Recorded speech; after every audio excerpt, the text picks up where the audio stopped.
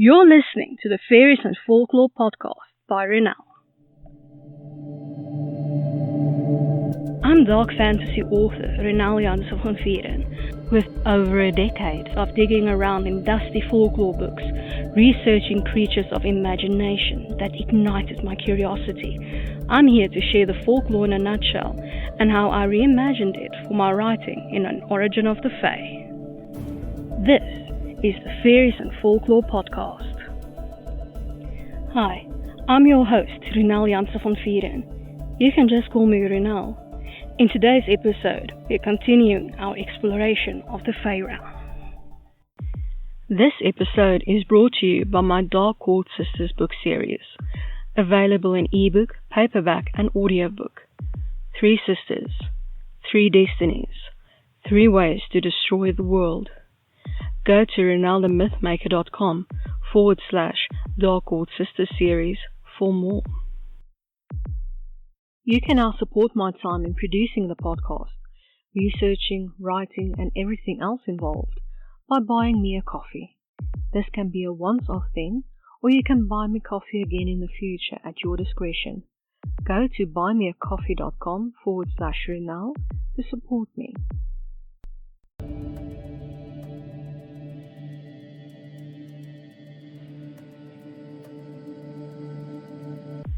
We're continuing our exploration of the Dark Fae. Today's fairy, Obayifo, Folklore in a Nutshell by Ronel. Not a lot of original folklore, at least the written kind, is available about the Obayifo.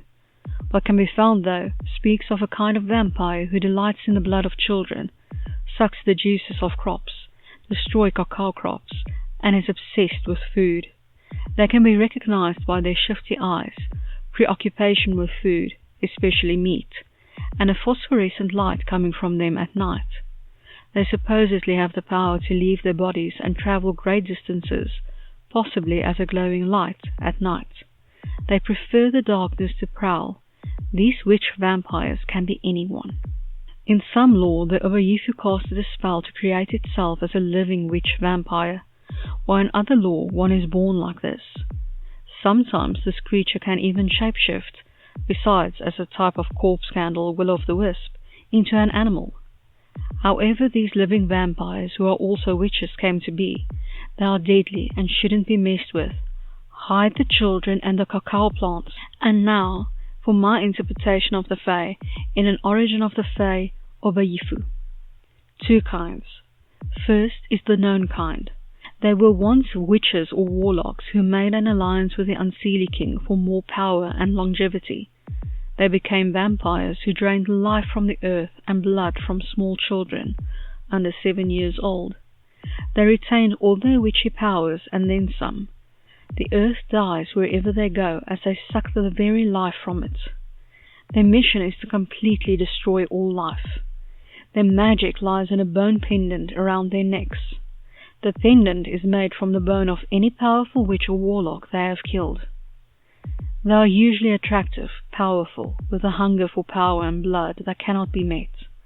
The second kind are victims of the first kind who played vampire and try to make more Obayifos from normal, non-magical humans. Rarely does it take. They have to bite so deeply with their fangs that they pierce all the major vessels and arteries in the throat or neck in one bite, to transfer a bit of their own powers. The bite also kills and then brings the victim back to life. The second kind of Obayifo cannot make more of their own kind.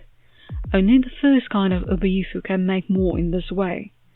The second kind is more vampire than witch. They can drink any blood to sustain life. They can also eat food. They do not burn in the sun. A stake to the heart cannot kill them. Starvation can. Mortal enemies. Type 1, nature fairies and druids. Type 2, none known. They usually die via suicide, starving themselves. I hope that you've enjoyed this episode of the Faeries and Folklore podcast and that you've learned something new about fairy. Remember that you can get a transcript of this episode in the description. If you're new to the podcast, why not go and grab your free copy of Unseen, the second book in the fairy tale series, on my website, ronelthemythmaker.com.